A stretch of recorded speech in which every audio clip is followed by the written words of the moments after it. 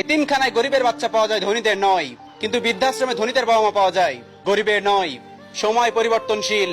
10 বছর আগে ক্লাসের সবচেয়ে সুন্দর নজর কাড়া মেয়েটাও 2 সন্তানের মা, কিন্তু সেই রূপ আর নেই। সব পরীক্ষায় নকল করে পাশ করা ছেলেটাও এখন বিসিএস ক্যাডার।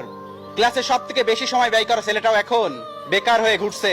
অন্যের গার্লফ্রেন্ড ভাগিয়ে নিয়ে যাওয়া বাইকার ছেলেটার হবু বউ এখন আর এক প্রতিষ্ঠিত টাকাওয়ালা ঘরের বউ। 8 বছর আগে ক্লাসের অহংকার দেখিয়ে বেড়ানো ছেলেটাও এখন অনেক টাকা ঋণের বোঝা মাথায় নিয়ে কোনো রকমে বেঁচে আছে।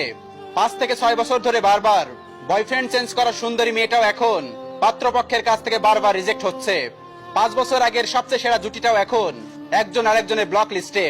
6-7 বছর একটা ছেলের সাথে সম্পর্ক রাখার পরও একটা মেয়ে অনিচ্ছাকৃত ভাবে এখন অন্য একটা ছেলের সাথে বিয়ে করেছে। অতএব কার কপালে কি ঘটবে সেটা তো জানা সম্ভব নয়।